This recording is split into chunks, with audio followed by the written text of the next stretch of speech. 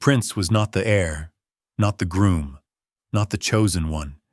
He didn't get the crown, or the girl, or even a good nickname. But he watched her, not with lust, with strategy. She was perfect, the official beauty, gift wrapped for his brother by politics and bloodlines. So he removed her, cleanly, without raising his voice. And when the court asked who would take her place, the prince stepped forward, wearing white, not to marry the heir, but to replace his bride. This is not jealousy, not romance. This is succession in drag. Let's begin. In this dynasty, marriage was not a union. It was an appointment. Wives were hand-picked like court officials, groomed, presented, assigned. The empress was never the emperor's choice. She was the choice of factions, bloodlines, and centuries of etiquette. Her face had to match the dynasty's image. Her family had to balance the throne like a counterweight. And the woman who married the heir wasn't just a bride. She was a seal, a banner, a guarantee. The prince knew this. He also knew one thing no one dared to say aloud. In a palace ruled by silk and protocol, the most powerful position wasn't king. It was queen. And queens could be replaced. The firstborn had it all: title, tutors, tournaments, even his own official food taster. The second son had manners. While the heir learned how to command, the prince learned how to bow, how to speak last, how to disappear when important people entered the room. He wasn't ignored. He was managed. He was given just enough silk to look presentable, just enough education to be useful, and just enough distance from power to never be considered dangerous. But he watched. And what he saw was a brother groomed to rule with a bride already selected before he even reached manhood. She wasn't just beautiful. She was symbolic, the kind of woman that made old ministers nod, the kind that turned gossip into alliances. She didn't walk into the palace. She entered like it already belonged to her. The prince didn't hate her. He envied her role. She had the one thing he could never earn: confirmation.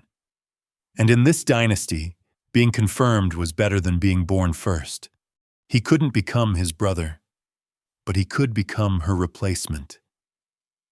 He just had to wait for her to vanish. She arrived with 7 attendants and 1 secret. The attendants bowed. She didn't. Not because she was arrogant, because she didn't need to be. Her family had funded 3 wars and toppled 2 chancellors. The palace wasn't new to her. It was an expansion of her estate. When she entered the great hall, the heir stood.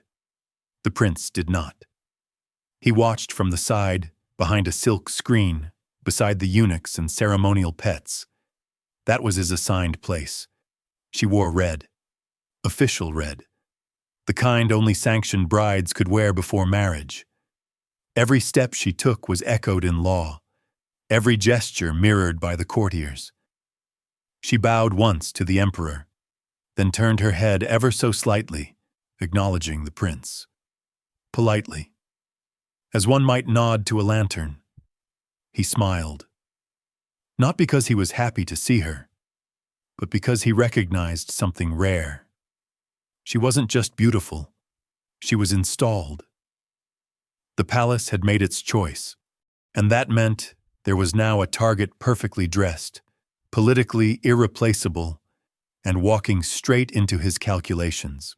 The prince became her shadow, not in movement, in study. He memorized the way she walked, not how her feet moved, but how people cleared the path. He noted the weight of her words, how she never repeated herself, how silence worked harder than flattery. She didn't flirt. She didn't need to. Power had already done the seduction for her. She drank the same tea as the empress, sat 2 cushions behind the emperor, and corrected ministers in public with a smile. The prince wrote it all down, not in ink, in posture. He started changing the way he stood, the way he blinked. He practiced the incline of her neck in private mirrors, the slight raise of her palm when dismissing servants. He wasn't becoming her admirer. He was becoming her understudy. Not once did he try to speak to her. Because proximity would expose him, and imitation always works better from a distance. She had no idea. No idea that every move she made was being rehearsed. And one day, when she was no longer around, someone would have to play her part. Perfectly. There was only one woman in the palace with real power. And she wasn't the empress. She was the future, the bride of the heir, the symbol of continuity, the breathing contract between two clans. The prince understood the math. The palace didn't need another male heir. It needed legitimacy, decoration, balance, a womb with the right last name. And in that equation, the bride outranked any brother. She could whisper and laws would bend, blink and ministers would bow. Her signature could dissolve debts. Her silence could start wars. Not officially, of course, that would be improper. But power in the court was never official. It was ceremonial, whispered, performed. The prince didn't envy her jewelry. He envied her weight. Because when she entered a room, things shifted. Opinions rearranged themselves. Attention aligned. He could train in swordsmanship for a lifetime, and it wouldn't change a vote. But one gesture from her wrist could end a family line. He had finally located the throne. It just happened to be wearing earrings. Eliminating a woman in the palace was never done with swords. It began with whispers. A stolen glance here. A misplaced item there. A rumor about her maid being too close to a foreign visitor. Nothing loud, nothing provable. The prince never spoke her name. He let others do it for him. He played the fool, the quiet brother, the polite one who just wanted peace. And over tea, he asked questions no one expected him to ask. Do you think she looks tired? Strange how she always arrives after the heir, isn't it? Did she mention anything about her family's debts? Each question was a seed, and palace soil was fertile. The court thrived on innuendo. It rewarded paranoia. And by the end of the month, her image once flawless had acquired just enough shadow. Not scandal, not shame, doubt. And doubt in the imperial palace was the beginning of disappearance. She didn't know it yet. But the prince had already pulled the first thread. And he was very patient with unraveling.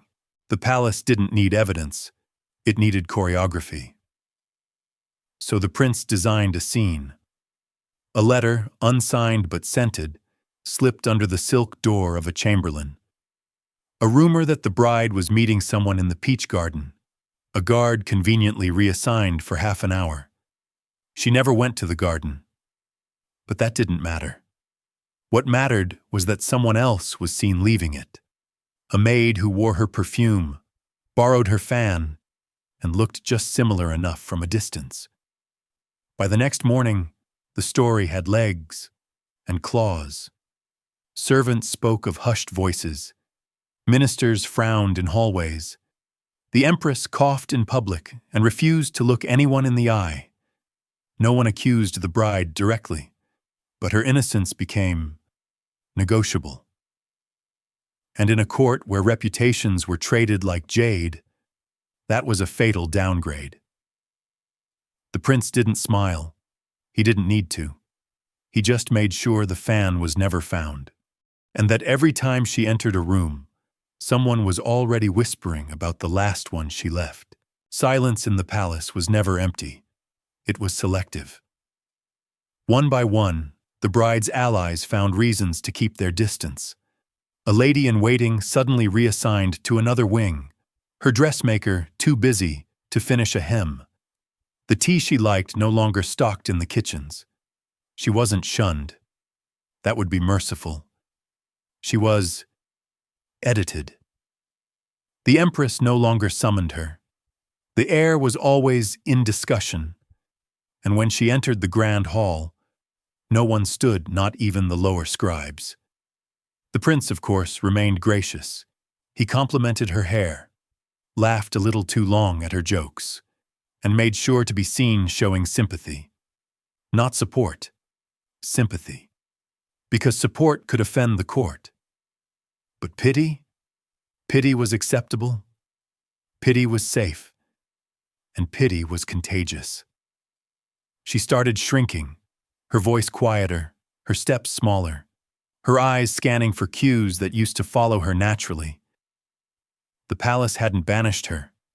It simply stopped believing in her. And in a place built entirely on belief, that was the beginning of death. The poison wasn't exotic. It didn't need to be. Exotic drew attention. Familiar did the job. A mild root, ground to powder, stirred into the second pour of tea. Not enough to kill, just enough to confuse, disorient, humiliate. It happened during a midday gathering. Small, intimate. Just 4 noblewomen and 1 uninvited brother. The bride raised her cup, smiled, sipped. Moments later, her hand shook. Her speech slurred. She stood up too fast, knocking over a tray, then collapsed gracefully, of course, onto the floor. Not unconscious, but unfit. The women rushed to help. The prince did not. He merely raised an eyebrow and said, "Strange. She seemed fine yesterday. By sunset, her condition had a name, fragility. By morning, it had a consequence, removal from public appearances until recovery. She wasn't exiled. She wasn't accused. She was protected. Protected from light, from visibility, from usefulness. And the palace, ever compassionate, gave her what all fading women receive: privacy. Which meant no one asked where her fan had gone, or why her favorite cup had been switched that day. Her absence was never announced. It simply became decorum. The seat she once occupied remained empty for 3 days, then quietly removed. Her name stopped appearing in the daily schedules. Her gifts were reassigned. Her handmaidens redistributed. No scandal, no funeral. But the palace mourned in its own way. A new curtain was hung over her former chamber, a different flower arrangement placed in the grand hall. And during the next festival, her embroidered fan, one of a kind, was displayed as a donation from the royal archives. The prince visited that exhibit. He stood before the glass, smiled, then bowed just slightly, as if honoring a memory or a mirror. When the court gathered for the seasonal blessing, he arrived early, wearing white, not mourning white, ceremonial white. The kind worn by stand-ins, substitutes, people ready to be written in. No one questioned it. The air said nothing, and as the incense burned and prayers were whispered, the prince stood 1 step behind him. Exactly where a wife would stand. Exactly where she used to stand. The court needed continuity. Her disappearance, though unofficial, left a vacuum. And vacuums were dangerous. They attracted attention, speculation, hope. So the ministers proposed a solution, a substitute, temporarily, of course. Just someone to stand in at ceremonies, to maintain the image of stability, to remind visiting diplomats that everything was fine. The heir, obedient as ever, agreed, and the prince, modest as ever, offered. He didn't claim her title. He claimed her duties. He attended the rituals, accepted offerings, sat where she used to sit, and wore the sash she left behind. He did it without mockery, without flourish, and the court, exhausted by ambiguity, exhaled, because he didn't break the rules. He bent them so gently, they sighed with relief. No law forbade a prince from performing ceremonial functions. No scroll dictated the gender of symbolic presence. And so, the prince began to appear, not as husband, not as wife, but as something in between, a solution in human form. Perfectly temporary, perfectly positioned, it started with fabric. The ceremonial robe, previously tailored for her, was refitted, not remade, refit, as if the garment had chosen a new body without asking permission. The prince wore it without comment. He learned the pace of her steps, the exact number of beads on her belt, how to hold a fan not to cool, but to signal, when to nod, when to lower his gaze, when to let the silence do the speaking. The court called it temporary, but the mirror said otherwise. He was no longer playing a part. He was absorbing it. Like dust absorbs scent, like paper absorbs blood. The air remained quiet, distant, perhaps grateful to avoid the burden of appearances, perhaps too confused to intervene. Either way, he ceded the stage, and the prince performed. At every ritual, every feast, every seasonal tribute, draped in her colors, guided by her gestures. He wasn't pretending to be her. He was demonstrating that she was replaceable, that the palace didn't need her, just her outline. And he had filled it beautifully. There was a ritual for everything. Planting, mourning, naming a star. So naturally, there was a ritual for substitution. It wasn't called that, of course. The official term was affirmation of continuity. A quiet ceremony held at dawn, attended only by high priests, a scribe, and someone willing to kneel. The prince knelt, not before the emperor, before the memory of her. A lacquered tablet with her name, a mirror placed behind it, and a single line of incense lit by a trembling hand that wasn't his. He recited the vows she would have spoken, word for word, gesture for gesture. Not as mockery, as offering, and the court, desperate to restore symmetry, allowed it. No titles changed, no documents signed, but the effect was complete. He walked out of the shrine still a prince. But in the minds of the ministers, something had clicked back into place. There was once again someone beside the heir, someone to wear white, someone to sit second, someone to keep the illusion breathing. Even if it now wore different shoes, the title came folded in silk, hand-delivered, unsealed in private. It wasn't grand. Custodian of ritual continuity, a position invented centuries ago, mostly ceremonial, previously held by widowed aunts and retired concubines. Now, bestowed upon a prince. It came with no land, no guards, just access to the emperor's schedule, to the heir's quarters, to every altar, every scroll, every performance that required a second presence. The court didn't flinch. It applauded, quietly, as if grateful someone had stepped in to hold the shape of power while the real thing was being reshaped. The prince accepted the role without expression, without thanks, just a shallow bow and a look that said, "This is temporary." But nothing is more permanent in court than a good placeholder. He was now on every guest list, in every portrait. At the emperor's side, not as brother, not as wife, as function. And function, in a palace obsessed with symbols, was stronger than blood. He didn't replace her by name. He replaced her by necessity, and that was harder to undo. The heir said nothing.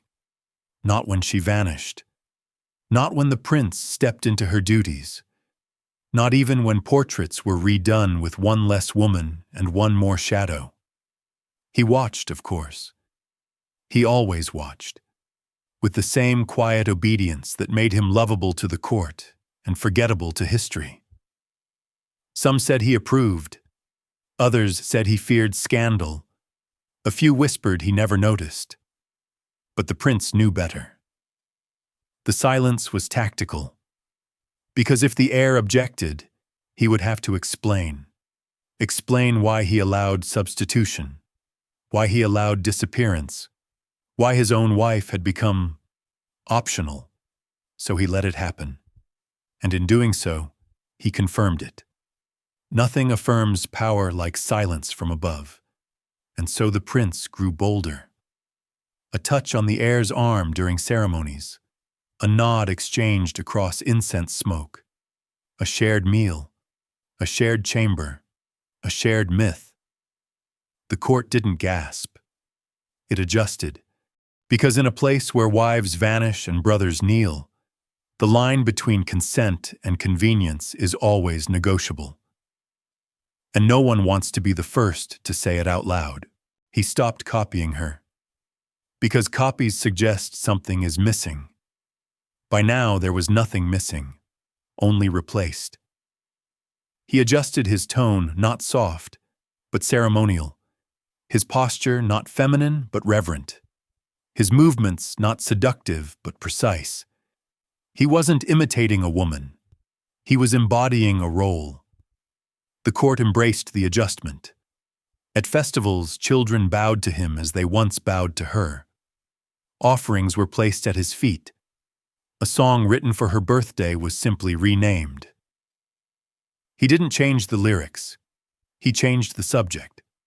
No one mentioned her anymore. Even the emperor, who once nodded at her seat, now nodded at him. The prince had become her echo. But echoes fade. He knew this. So he made himself more than memory. He became pattern, routine, architecture. He walked where she walked, stood where she stood, but no longer as a ghost, now as the blueprint. And every day he performed, her absence became less tragic, less suspicious, less remembered. Life in the palace resumed, as if nothing had changed. New scandals replaced old whispers. A tax reform stole the court's attention. The emperor coughed twice, and everyone panicked briefly. No one asked about her, not directly. The servants who once tied her sash now tied his. The seamstress who once embroidered her slippers now altered his sleeves. They didn't protest. They adapted. Because in the palace, memory is dangerous. It implies comparison, and comparison threatens harmony. So they forgot. Not fully, not sincerely, functionally. They folded away her letters, burned her perfumes, reassigned her attendants to less visible wings. The prince never asked for this. He didn't need to. The system did it for him, because systems abhor a vacuum, and the most elegant way to erase a woman is not to kill her. It's to keep the performance going, with the same scripts, same lighting, just a slightly different voice delivering the lines. And as long as the show plays smoothly, no one leaves the theater. The seasons turned. Festivals came and went. The court aged politely, and the prince remained. Not elevated, not condemned, just present. The way a column is present in a hall, unquestioned, load-bearing, decorative. Children born after her disappearance never knew her name. They learned the rituals with him in place. Their drawings showed two men beside the emperor. None of the teachers corrected them. The heir grew older, quieter. He smiled less, spoke less, and let the prince handle the greetings. It became tradition. Foreign envoys bowed to him as the second presence. Poets wrote verses about balance, about twins, about mirrored strength. They never mentioned her. She became a pronoun, then a pause, then nothing. And still, the prince stayed silent. Because victory is not always declared. Sometimes it simply outlives. He no longer needed to act. The palace had adjusted its gaze, and when no one remembers the original shape of a crown, any head that fits becomes royal enough. The system had not failed. It had functioned perfectly. It sensed instability, removed the variable, reinforced the illusion, all without needing a signature, a trial, or a body. The prince didn't orchestrate it alone. He simply aligned with it. He understood the rules beneath the rules. That presence is more important than origin. That ritual trumps reality. That the court doesn't reward truth. It rewards symmetry. And she, despite her beauty, lineage, and silence, had broken the pattern. She was too central, too precise, too real. The prince, by contrast, was pliable, quiet. He asked for nothing but filled every gap. He required no permission, only a mission. And that made him ideal. He wasn't chosen by love, by law, or even by blood. He was chosen by inertia. Because nothing terrifies power more than disruption, and nothing protects it better than someone willing to become furniture, silent, present, indispensable. Exactly what the court ordered. No one asked where she went. No plaque bore her name. No bell rang in her memory. Even the rumors dried up, replaced by newer scandals, fresher tragedies. The court had moved on, efficiently, elegantly, exactly as designed. And the prince? He remained flawless, indispensable, absorbed into the pageantry like he'd always been there. He didn't need a throne. He became the stage, the backdrop that made power look stable, the shape that made memory unnecessary. And in time, people forgot there had ever been a change, forgot there had ever been a woman, forgot that succession once had a different face, a different voice, a different future. This was not murder, it was replacement, and not of a person, of a function. Because in this palace, you don't need to destroy someone to erase them. You just need to make sure their role is never vacant. Even if it means handing it to a brother who bows better and never bleeds.